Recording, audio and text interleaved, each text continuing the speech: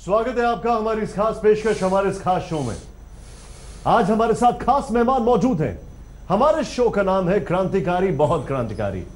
अगर लगता है कि आपके साथ नाइंसाफी हुई है तो हर आदमी क्रांतिकारी हो जाता है।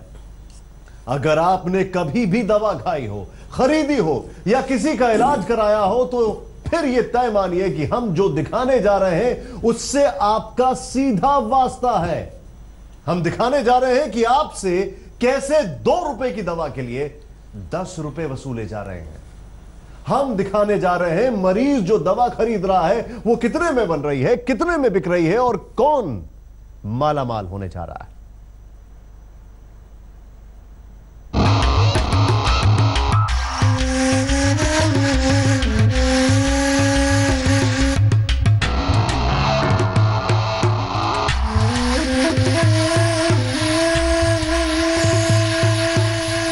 इस देश में अगर सबसे बड़ी विलासिता अगर कोई है तो वो है अच्छा इलाज। इलाज का मतलब अस्पताल, अस्पताल का मतलब दवाई और दवाई का मतलब कमाई। कमाई भी ऐसी कि मरीज लुट जाए, बर्बाद हो जाए, तबाह हो जाए। मतलब इलाज न कराए तो मौत लील जाए और इलाज कराए तो बेमौत मर जाए।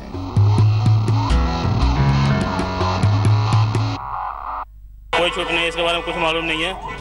बस इतना मालूम है जितने का दवाई है उतने का दिया बस। जैसे एमआरपी रेट पे दिए हैं दवाई भी। कुछ जेनेरिक दवाइयों में छूट देते हैं, बाकी दवाइयों में नहीं देते हैं लोग। यहाँ गलत दवाई भी दे दिया है। बोल रहा हूँ तो बोला वो दुकान का है, ये दुकान का है, अब पता नहीं चल रहा है।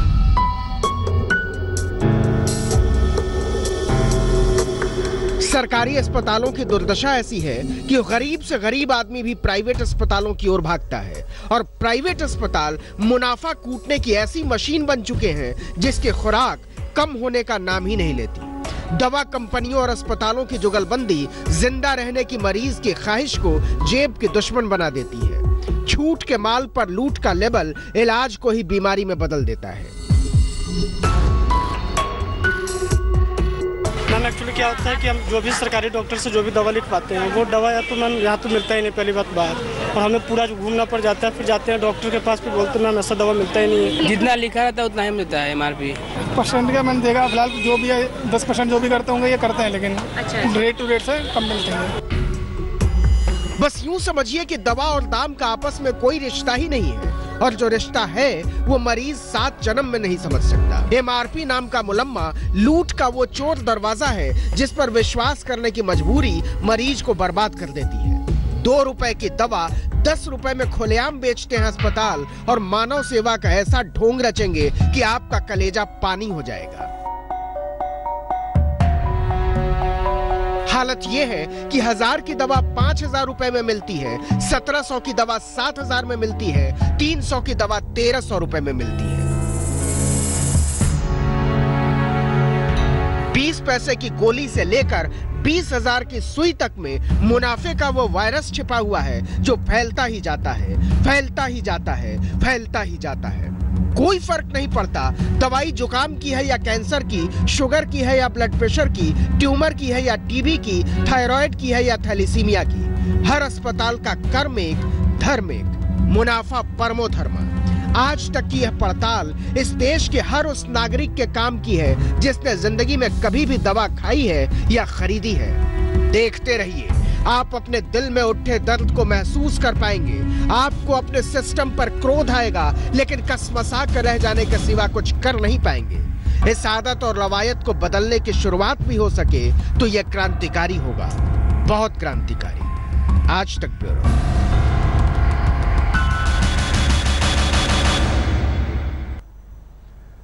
यह हैरान करने वाली तफ्तीश है हमारी। कोई 2 रुपए की दवा की कीमत 10 रुपए कैसे वसूल सकता है? 1000 की दवा 7000 में कैसे बेच सकता है? 15,000 का इंजेक्शन 45,000 में कैसे बेच सकता है? लेकिन यह रोज हो रहा है, हर मरीज के साथ हो रहा है, हर अस्पताल कर रहा है, हर दुकानदार कर रहा है। अगर आप 10% की छूट पर दवा खरीद कर खुश हो जाते हैं तो आज तक की पड़ताल देखकर आपको दर्द होने लगेगा। बस इतना समझ लीजिए कि इस देश के हर मरीज को चूना लगाया गया है और कोई इसको देखने वाला नहीं।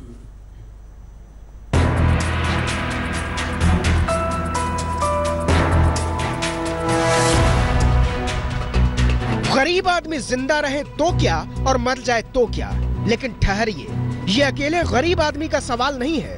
बड़े बड़े अमीरों की अमीरी मिट्टी में मिल जाती है दवाई का खर्चा देखकर। दरअसल भारत में दवा एक ऐसा दर्द है जिसे आदमी दाम चुकाकर खरीदता है। दवा मतलब एक ऐसा जिन्न जिसके अर्थशास्त्र के बारे में न धनवंतरी को पता चलता और न कुबेर को। क्या आप जानते हैं कि कौन सी दवा कितने की बनती है, कंपनी कितने मुनाफे पर बेचती है, स्टॉकिस्ट का मुनाफा कितना होता है, खुदरा दुकानदार कितना कमाता है और मरीज से कितना वसूला जाता है? छूट कहाँ मिलती है? हम लोग तो वैसे इतने परेशान हैं, कुछ तो बीमारी से और कुछ इधर उधर आने जाने से, तो अगर छूट मिल जाए तो इससे अच्छी बड़ी तो कोई बात ही नहीं है। कितनी की दवाई थी? 1549 की। अच्छा, उतनी की दी है।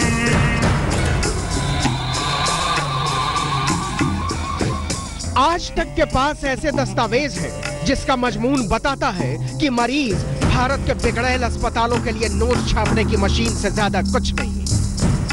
हमने देश की 4 नामी दवा कंपनियों की कोटेशन खंगाली। ये quotation the alliance of doctors for ethical health care ने अलग अलग अस्पतालों से जुटाए। कोटेशन का मतलब न्यूनतम कीमत का वो चिट्ठा जिस पर दवा कंपनियां अस्पतालों को दवा देने को तैयार हैं।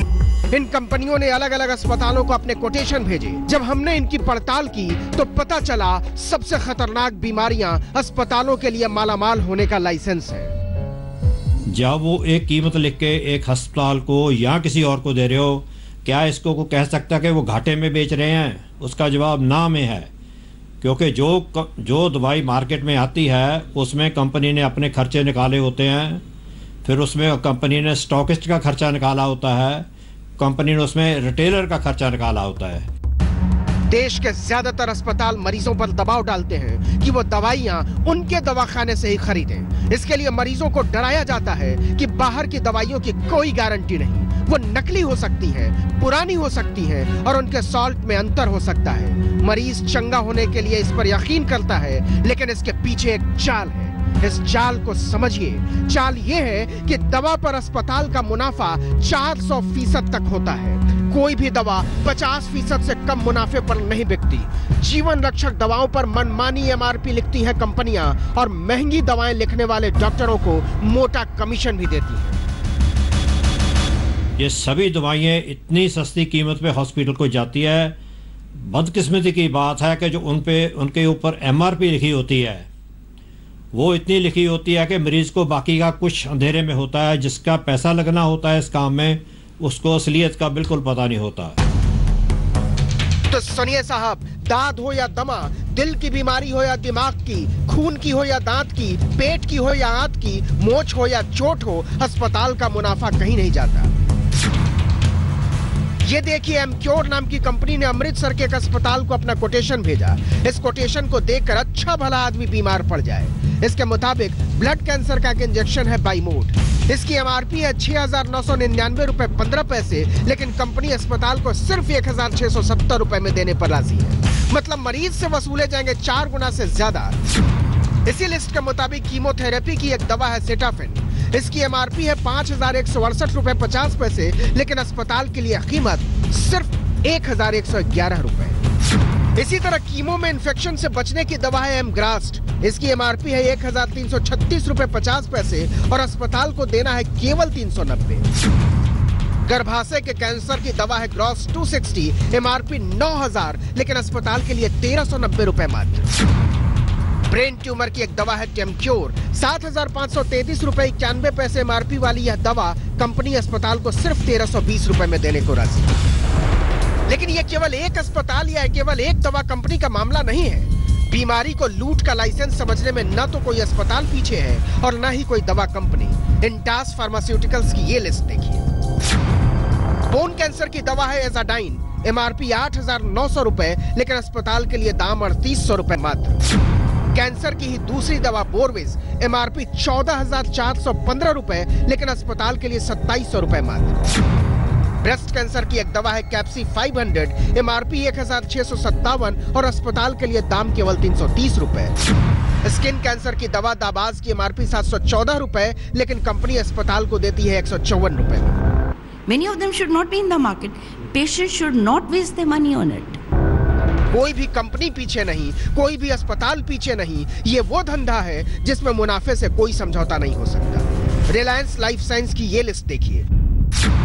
ब्लड कैंसर की दवा है रिटोजाइडेल, एमआरपी 36,946 रुपए, लेकिन अस्पताल के लिए दाम 14,970 रुपए मात्र।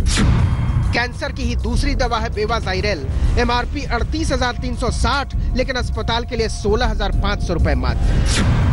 अब आउट कंपनी की ये लिस्ट देखिए, दिमाग थोड़ा और भी चकरा जाएगा और दिल थोड़ा और बैठ जाएगा। 32,700 की एमआरपी वाली रेटिलेक्स अस्पताल को सिर्फ 18,000 रुपए में बेचती है कंपनी। हार्ट के लिए 6,317 की एमआरपी वाली एग्री ब्लॉक अस्पताल को मिलती है केवल 1,100 रुपए में, और 12,331 के दाम वाली हार्ट की दवा एफटी फैब सिर्फ 3,500 रुपए में खरीदता है अस्पताल। तो क्या समझे, भारत में मरीज और दवा के बीच इलाज का रिश्ता बाद में बनता है, पहले तो रिश्ता मुनाफे और लूट का बनता है। इस लूट की छूट को नमस्कार कीजिए। आनंद पटेल, दिल्ली, आज तक। यकीन नहीं होता, लेकिन सच यह है कि जो अस्पताल है उनको 15 से 35% मुनाफा का हिस्सा जो होता है इन दवाइयों और इन मेडिकल इक्विपमेंट के जरिए होता है। सामने आपके सबूत है। हम शुरू करते हैं हमारी चर्चा। हमारे साथ हमारे खास मेहमान मौजूद हैं। सबसे पहले मैं आपको बताना चाहूंगा, मेरे साथ स्टूडियो में मौजूद हैं doctor Narendra Saini, chairman scientific committee Delhi medical council और फॉर्मर सेक्रेटरी जनरल रह चुके हैं आप आईएमए के। मेरे साथ डॉक्टर रवि मलिक हैं, सीएमडी हैं मेडिक्स अस्पताल के और ज्वाइंट सेक्रेटरी रह चुके हैं आईएमए के। मेरे साथ doctor GS Grewal, MD internal medicine के हैं। आपका भी स्वागत है। और हमारे साथ मौजूद हैं डॉक्टर के अग्रवाल, जो कि प्रेसिडेंट, नेशनल प्रेसिडेंट है इंडियन मेडिकल एसोसिएशन के। सबसे पहले डॉक्टर अग्रवाल, मैं आप ही से शुरू करता हूं।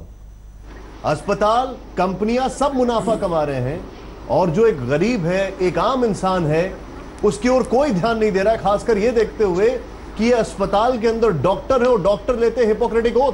कहां सब चला जाता है वो सब? बिल्कुल आप सही फरमा रहे हैं। ये इंडियन मेडिकल एसोसिएशन का कंसर्न भी है। 6 जून को हमने एक बहुत बड़ा एजिटेशन किया था, उसमें हमारी ये डिमांड भी थी, 1 ड्रग 1 प्राइस 1 कंपनी। और आज की डेट में क्या हो रहा है अनफॉर्चुनेटली कि 70% आदमी का खर्चा दवाइयों पे जाता है और 70% दवाइयों के कारण से जो उसको रिम्बर्स नहीं होती वो बिलो पॉवर्टी लाइन के अंदर में जा रहा है।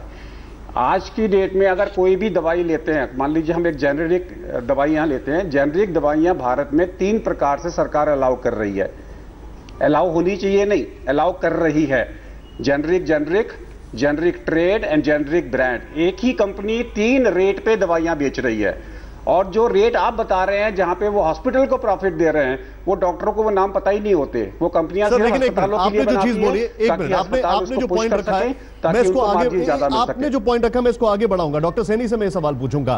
पहले तो आपने कहा कि 70% खर्चा होता है रूरल एरिया में, ग्रामीण एरिया में ये खर्चा 80% है दवाइयों पर, अर्बन एरिया में यह खर्चा 75% है। मैं आपसे जानना चाहूंगा, भारत की अगर बात की जाए, दुनिया में सबसे बड़ा एक्सपोर्टर है भारत जेनरिक मेडिसिन का। क्या यह वजह है कि डॉक्टर जो है अस्पताल के अंदर उसका सस्ता ऑल्टरनेट नहीं लिखते, महंगा ही लिखते हैं और ऐसे बाध्य कर देते हैं कि वो लोग मजबूर हो जाएं कि जो महंगी चीज है वही सही है? नहीं, ये बिल्कुल गलत है, क्योंकि जो मैं एज ए डॉक्टर जब दवाई लिख रहा हूं तो मुझे 2 चीजों की जरूरत होती है। एक तो सस्ती दवाई होनी चाहिए, दूसरी क्वालिटी ऑफ ड्रग भी ठीक होना चाहिए। आपने एक बड़ा अच्छा आंकड़ा दिया कि हम इतना एक्सपोर्ट करते हैं, लेकिन आप दूसरा भी एक देखें कि 1 in 7 यानी कि एक दवाई 7 में से 1 दवाई ऐसी है जो स्पूरियस है, जिसकी क्वालिटी पे डाउट है। ये मेरा डेटा नहीं है, ये WHO का डेटा है जो यहां पे देखा गया इंडिया के लिए। तो मुझे ये भी देखना है कि जो मैं दवाई लिख रहा हूं वो क्वालिटी वाली ड्रग्स है कि नहीं है। दूसरा, ये एमआरपी मैं डिसाइड नहीं करता है, डॉक्टर डिसाइड नहीं करता। यदि मेरे पे इल्जाम भी लग रहा है कि मैं महंगी दवाई लिखता हूं, तो लेकिन ये एमआरपी कौन नहीं सर, मैं आपकी इस बात से इत्तेफाक नहीं रखता और मैं ये सवाल रखूंगा डॉक्टर रवि मलिक के सामने, क्योंकि आप तो सीएमडी एक अस्पताल के।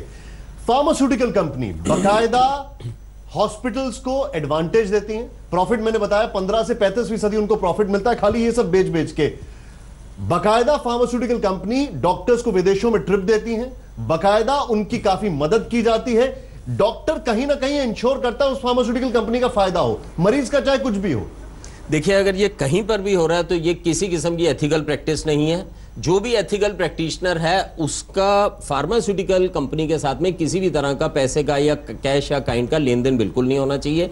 आपके माध्यम से ये मैं बताना चाहूंगा कि ब्रांडेड दवाइयों या जेनरिक दवाइयों दोनों की क्वालिटी सेम होती है, सेम डोजेज होती है, सेम उसके साइड इफेक्ट्स होते हैं, सेम इफेक्ट्स होते हैं। सिर्फ फर्क ये रहता है, सेम उसका रिस्क है, सेम उसका बेनिफिट है, सिर्फ फर्क ये रहता है कि एक दवाई 10 गुना ज्यादा महंगी है और एक दवाई जो है उससे 10 गुना ज्यादा सस्ती है। 1 रुपए की दवाई 10 रुपए की मिलती है, जेनरिक 1 रुपए की है, 10 रुपए की ब्रांडेड है, लेकिन दोनों की क्वालिटी सेम है, दोनों की डोज सेम है, दोनों का इफेक्ट सेम है, सब कुछ सेम है।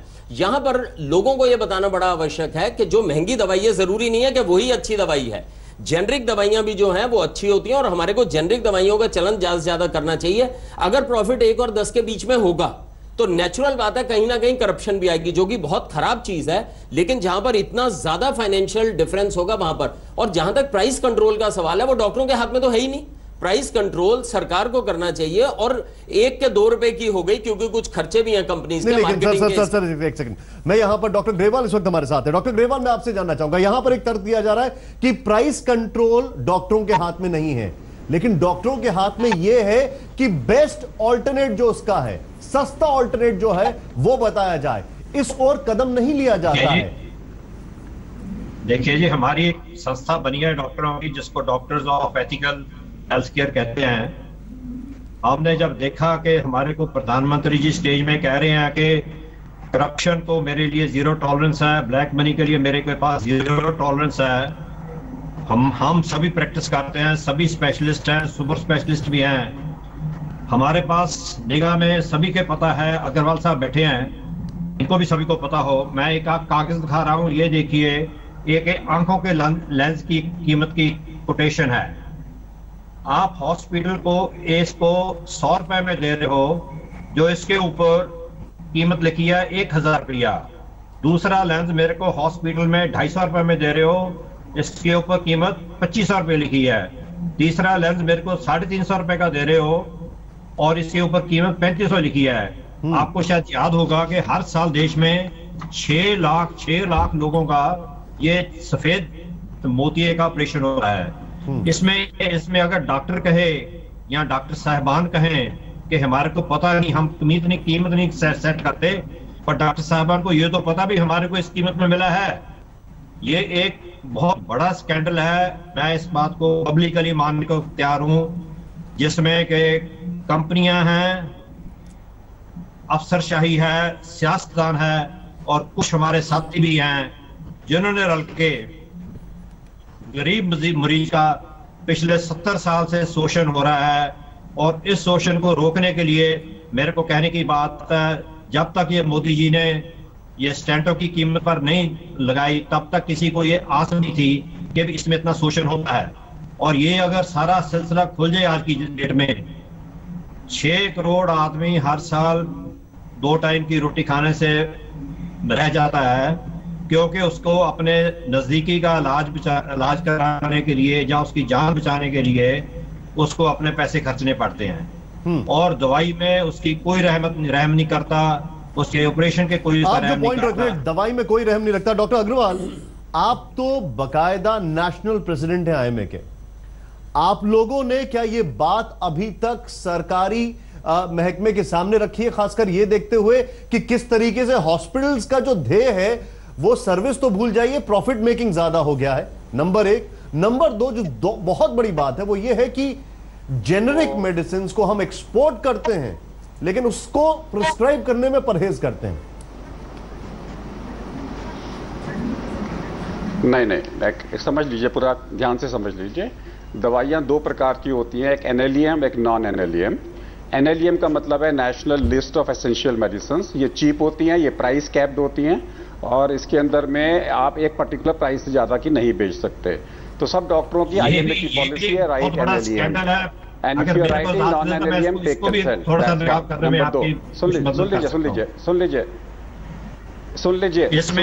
सुन लीजिए परा। 1 is right NLEM, number 2 is if you are taking, मेरी बात पूरा सुन लीजिए पहले। नंबर 2, अगर आप कोई भी दवाई को लिख रहे हैं, 1 company 1 price 1 drug. Doctor Agarwal, मैं एक चीज आपसे जानना चाह रहा हूं। अगर आप डॉक्टर अग्रवाल, मैं एक चीज आपसे जानना चाह रहा हूं, जिस लिस्ट का आपने जिक्र किया है नहीं हो तो उस लिस्ट में सिर्फ 364 या 300 कुछ दवाइयां हैं, उस लिस्ट को बड़ा क्यों नहीं किया जा रहा है? उसको वाइड स्प्रेड क्यों नहीं किया जा रहा है? एक सेकंड, नहीं समझ लीजिए मेरी बात को, आप मेरी बात समझ लीजिए। जैसे ब्लड प्रेशर की दवाई है, इसमें रेमिप्रिल है, इसमें टेलमिसार्टन है, इसमें लॉसार्टन है, इसमें एमलोडिपिन है। इसके अलावा अगर आपने दवाइयां देनी है, बढ़ाने की जरूरत नहीं है। आपको अगर गेहूं को राशन में ला रहे हो तो बाजरे को राशन में लाने की जरूरत नहीं है, ज्वार को लाने की जरूरत नहीं है। अगर चावल ला रहे हो तो दूसरी चीज को लाने की जरूरत नहीं है। एसेंशियल का मतलब होता है कि हर ग्रुप से एक दवाई एसेंशियल मेडिसिन होगी। I don't think so we should go into that controversy. Sir मैं आपको एक चीज बताता हूं, एक छोटा सा एग्जांपल दे रहा हूं। यहां पर कुछ दवाइयां हम दिखा रहे हैं और मैं आपके सामने एक केस स्टडी रख रहा हूं। मुझे एक संक्षेप में केस स्टडी रखने दीजिए। एक दवाई है मेरोक्रिट, ये जो है बकायदा 2,965 रुपए प्रति ग्राम पर ग्राम हॉस्पिटल बेचता है। अगर इसकी एक्चुअल कॉस्ट देखी जाए तो 700 से 900 रुपए के आसपास आती है। 600 रुपए की भी मिल रही है। इसके कई ऑल्टरनेट भी हैं। अब आप बाजरा गेहूं के चक्कर में तो आप हमें बता रहे हैं, लेकिन मैं आपसे ये जानना चाह रहा हूं कि इसके ऑल्टरनेट क्यों नहीं लाए जाते हैं? मेरा सिंपल सवाल ये है। और अगर ये दवाई ऑल्टरनेट पे इतनी सस्ती मिल रही है, सर एक सेकंड, अगर ये दवाई ऑल्टरनेट पे इतनी सस्ती मिल रही है तो आप लोग यही कहते हैं ना कि जिसका रिसर्च प्रोडक्ट है वो सस्ता नहीं करता है, तो भाई उसको सस्ता करने के लिए क्यों नहीं अपील की जाती है? नहीं, बिल्कुल गलत है, बिल्कुल गलत है, बिल्कुल गलत है। When we talk about meropenem 600 रुपए की भी आती है, 250 रुपए की भी आती है। यही हमारा सवाल सरकार से है कि आपने जब वो 600 रुपए की भी अवेलेबल है तो 250 की अवेलेबल क्यों है? एक ही कंपनी की 3 रेट्स क्यों हैं? ये सरकार की गलती है और इसके अंदर में एक दवाई में एक ही रेट आना चाहिए, नंबर 1। नंबर 2, अस्पतालों को फोर्स नहीं कर सकता कोई भी अस्पताल। ऐसे बहुत सारे जजमेंट्स हैं कि आप दवाई मेरे यहां से खरीदो। अगर किसी आप सरकार की बात कर रहे हैं, मेरे साथ यहां पर मैं आपने बताना चाहूंगा, नड्डा साहब से हम जो हेल्थ मिनिस्टर हैं, सर एक मिनट में रोकूंगा आपको, नड्डा साहब जो हेल्थ मिनिस्टर हैं उनसे हम कुछ सवाल पूछना चाहेंगे। नड्डा साहब, आज तक ने दिखाया है कि कैसे दवाइयों की बिक्री में कंपनियां भरपूर मुनाफा कमा रही हैं, जमकर मुनाफा कमा रही हैं। प्रधानमंत्री खुद ये कह चुके हैं, अभी सूरत की रैली में उन्होंने ये कहा था कि बड़े पावरफुल लोग हैं जिनको नुकसान हो रहा है, लेकिन अभी भी ये सब चल रहा है। आप इस पर क्या कहेंगे? नहीं, ये बहुत ही सीरियस मैटर है, आपने ध्यान में लाया है। मैंने NPPA को कहा है कि इसकी तहकीकात होनी चाहिए और आदरणीय प्रधानमंत्री जी मोदी जी का एक विशेष निर्देश रहा है कि हमको प्राइसेस को अफोर्डेबल करना है। इसीलिए हम लोग जन औषधि भी चला रहे हैं और इसीलिए हम अमृत भी चला रहे हैं। और अमृत के माध्यम से और जन औषधि के माध्यम से हम ब्रांडेड ड्रग्स भी जो हैं उनको भी हम अफोर्डेबल कर रहे हैं और जन औषधि में हम जेनरिक ड्रग्स को अफोर्डेबल कर रहे हैं। तो इसलिए हम तो इसमें प्रयासरत हैं, लेकिन ये जो नेशनल फार्मास्यूटिकल्स प्राइसिंग अथॉरिटी है इसके साथ हम इस विषय को लेंगे और आपने ध्यान में लाया है, हम इस पर सर एक मिनट, सर आप बता रहे हैं कि आप कई दवाइयों को अफोर्डेबल कर रहे हैं। मैं आपसे एक सवाल पूछता हूं, हमने कई दवाइयों के नामों का खुलासा किया है कि कैसे बीमारियों पर डॉक्टर महंगी दवाइयों के नाम मरीजों को लिख कर दे देते हैं जिनसे उनकी जेबें भी मोटी हों और मरीज बेचारे मजबूरी में उसे खरीदते हैं, क्योंकि उन्हें इलाज कराना उनकी मजबूरी है। मेरा सवाल यह है कि आप इस दिशा में क्या कर रहे हैं? इसीलिए मैंने कहा कि हम इसकी जिन दवाओं के बारे में आपने चर्चा की है, हम फार्मास्यूटिकल्स प्राइसिंग अथॉरिटी के साथ बातचीत करते हुए इसमें जो कुछ भी किया जा सकता है करेंगे।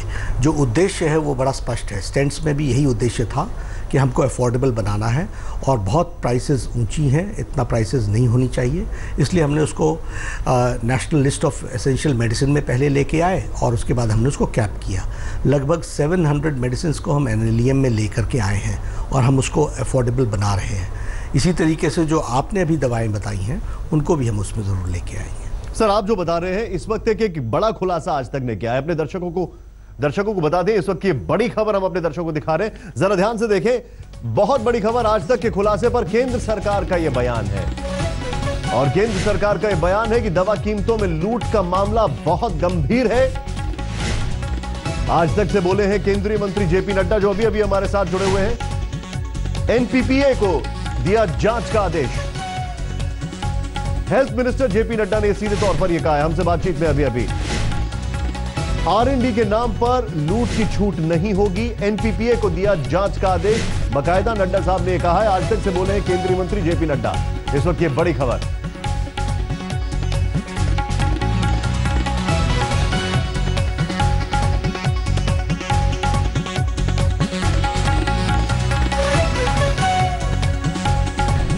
डॉक्टर साहब, आपने ये अभी बड़ी खबर हमें बताई है, लेकिन मैं आपसे जानना चाहूंगा दामों की कीमत किस तरह दवाओं के पैकेट पर लिखी जाती है? उससे तो लगता है कि दवाओं की कीमत पैकेट पर छापते वक्त खुद की मनमानी चलती है, क्योंकि उसका जो ऑल्टरनेट जेनरिक ड्रग है वो उससे 1/3 1/4 दाम में मिलता है।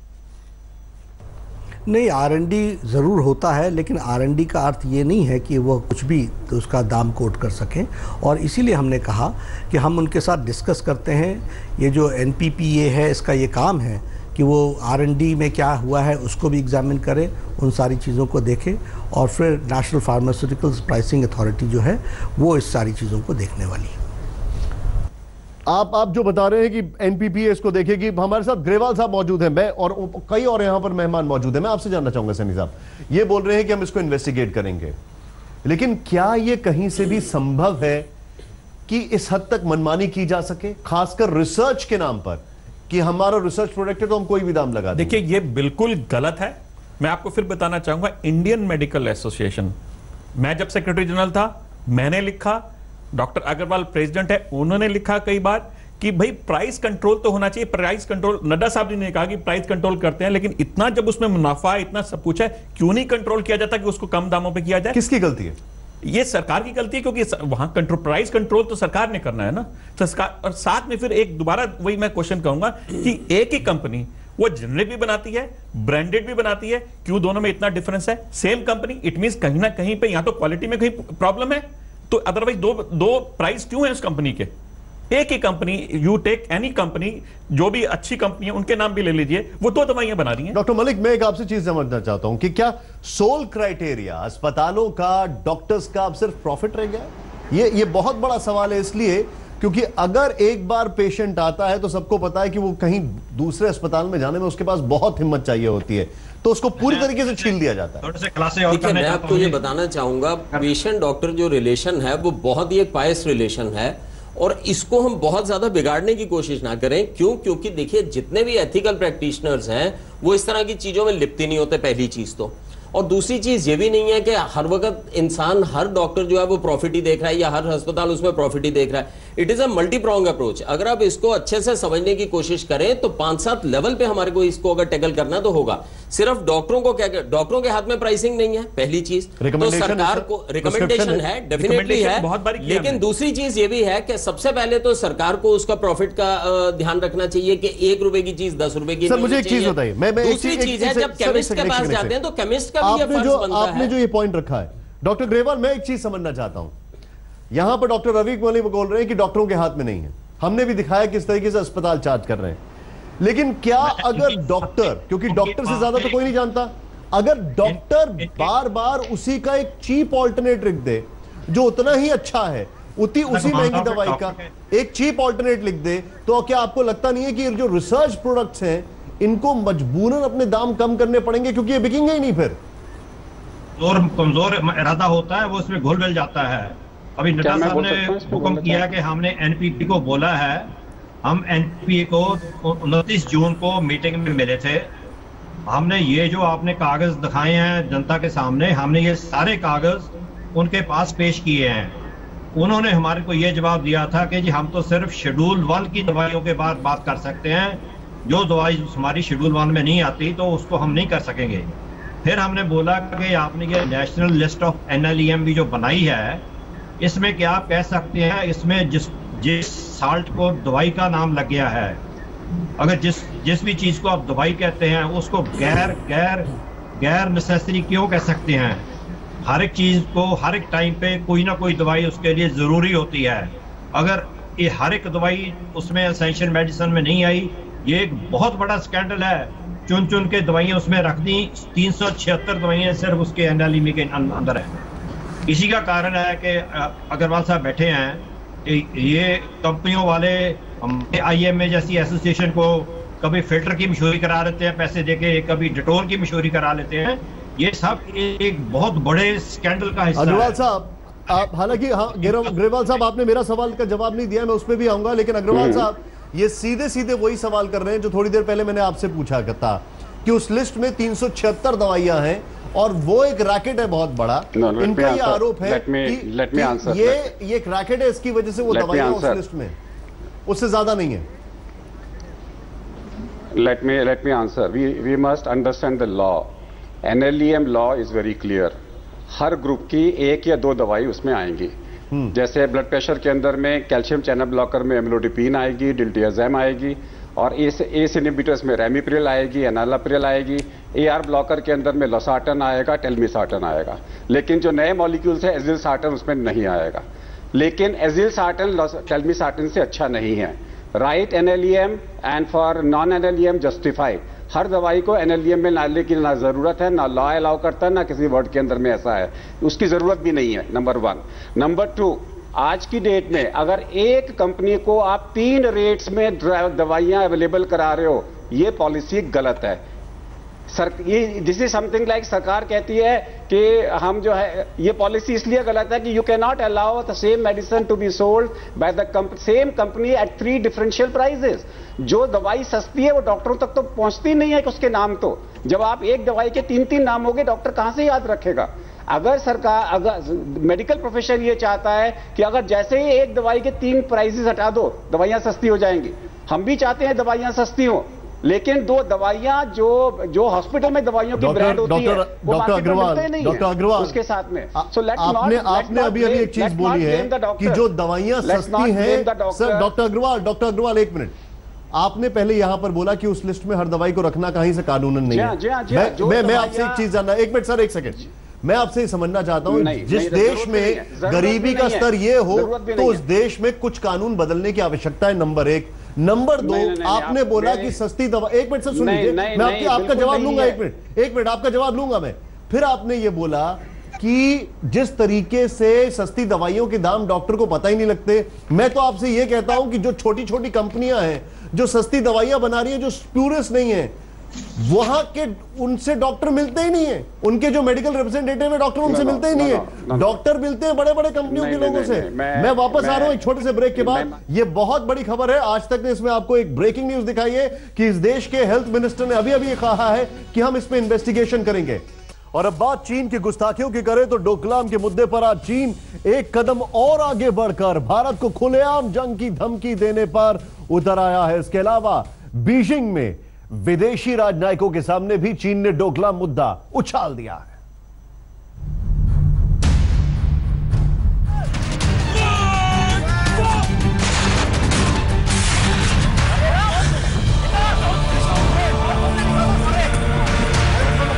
भारत, भूटान और तिब्बत के ट्राई जंक्शन की फांस चीन के गले में इतनी गहरे धंसी है कि हर एक बीतते दिन के साथ उसके सुर और कर्कश होते जा रहे हैं। सोमवार को ही चीन के सरकारी मीडिया ने भारतीय सीमा से सटे तिब्बत के इलाके में चल रही जंगी अभ्यास का वीडियो रिलीज किया था।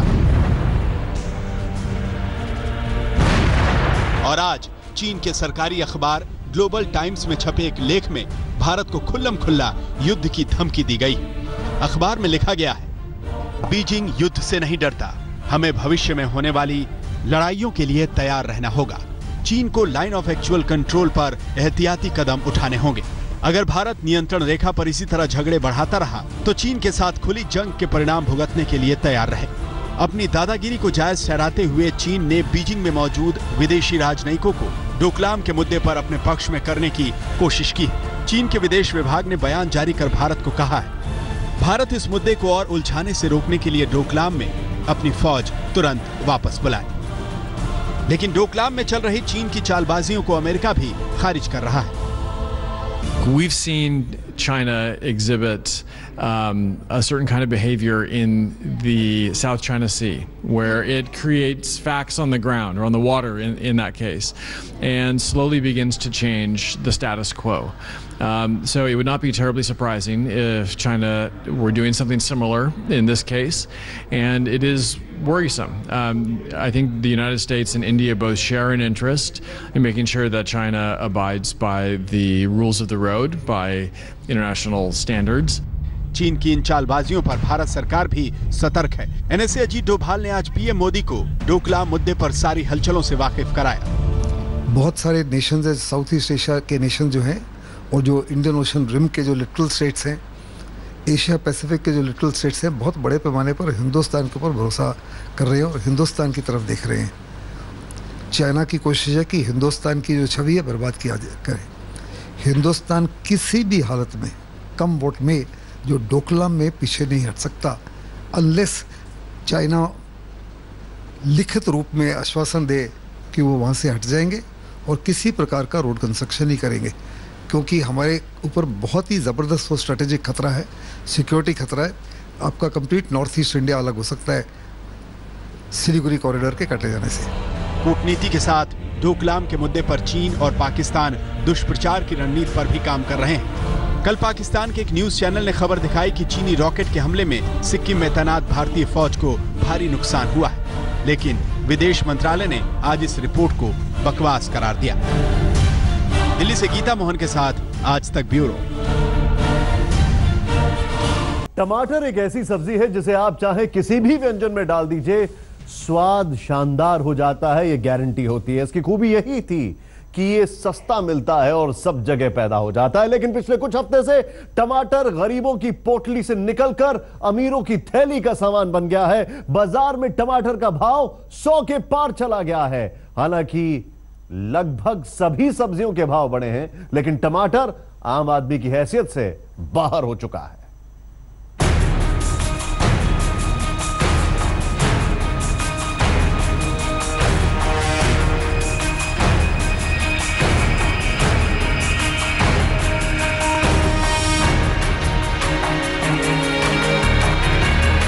इस गोल, लाल और रसीली वस्तु को टमाटर कहते हैं।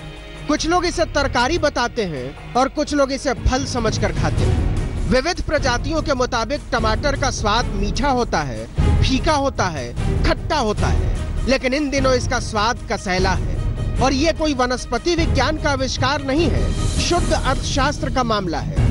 आदमी टमाटर को देखते ही दहशत में आ जाता है। वैसे तो हिम्मत नहीं होती, लेकिन अगर मजबूरी में खरीदना पड़े तो तराजू में टमाटर रखते हुए चेहरा सूख कर चुहारा हो जाता है। 100 का पत्ता एक सेर में साफ। पहले ले गए थे 60 रुपए किलो, अब एकदम 100 रुपए किलो हो गया है। बहुत प्रॉब्लम हो रही है। जहाँ 40 रुपए था वहाँ सीधा 100 रुपए किलो हो गया है, तो इतनी प्रॉब्लम हो रही है कि घर चलाना भी मुश्किल हो जाएगा। 100 रुपए किलो टमाटर कैसे घर का गुजारा चलेगा, यही समझ नहीं आ रहा। परेशान हो रहे हैं, इतने रेट बढ़ रहे हैं रोज के रोज, खरीदना मुश्किल हो रहा है। 2 किलो जहाँ लेते थे वो आधा किलो ले रहे हैं। महंगाई कांड की ये चौपाई पिछले 4 हफ्ते में लिखी गई है। 15 रुपए किलो कोई पूछ नहीं रहा था और अगले दिन खरीदने गए तो पता चला 15 का पाव बिक रहा है, फिर 20 का हुआ, फिर 25 का, और फिर पुराने वाले सबसे बड़े नोट की औकात से बाहर हो गया। सोचिए, टमाटर आलू की तरकारी खाना स्टेटस सिंबल हो गया, बोले तो रईसी का सबूत। बाकी उतने तो नहीं, उतने लेवल में है, बाकी ये बेहिसाब भाव और टमाटर के भाव बढ़ गए। बहुत महंगा है, सब्जियों का रेट आसमान छू रहा है और ऐसे महंगाई रहा तो जनता का जीना मुश्किल हो जाएगा। कुछ लोग बताते हैं कि सीजन नहीं है इसलिए महंगा हो गया, लेकिन ये वाला सीजन तो पिछले साल भी आया था। लेकिन ऐसी कयामत नहीं आई थी कि टमाटर खरीदने में कमर टूट जाए। टमाटर जो सबसे मेन सब्जी है जिसको सब हर कोई इस्तेमाल करना चाहता है, इस वक्त उसके ही रेट इतने हाई हो गए हैं, तो बाकी सब्जियों के तो क्या ही। बारिश की वजह से सब्जियों के दाम इतने ज्यादा बढ़ गए हैं, आम जनता क्या खाएगी, क्या बचाएगी और क्या खाएगी। केवल 3 महीने पुरानी बात है, देश के अलग अलग हिस्सों में हजारों क्विंटल टमाटर सड़कों पर फेंक दिया गया था। 2 रुपए किलो भी खरीदने को तैयार नहीं था आढ़तिया, मंडियों तक पहुंचाने का खर्च भी नहीं निकल पा रहा था। अब वही टमाटर अब चेहरे की लाली चूस ले रहा है। खाइएगा तो बाद में, पहले छू कर दिखाइए, कलेजा न झुलस जाए तो बताइएगा। मतलब समस्या टमाटर नहीं है, समस्या किसान भी नहीं है और समस्या खरीदार भी नहीं है। तो समस्या क्या है? समस्या है भंडारण। इतनी महंगाई के बाद भी किसानों की दुर्गति कम नहीं होती, तो इसका कारण यह है कि वो अपनी फसल को कुछ महीनों के लिए भी बचा कर नहीं रख सकता। इसके बिना न किसानों को अच्छा दाम मिल सकता है और न खरीदारों को सस्ती तरकारी मिल सकती है। बस इतने का बंदोबस्त हो जाए तो ये क्रांतिकारी होगा, बहुत क्रांतिकारी। आज तक ब्यूरो। और ब्रेक के बाद देखिए आप हल्ला बोल क्रांतिकारी, बहुत क्रांतिकारी में कल फिर हाजिर होंगे एक नए विषय के साथ। नमस्कार।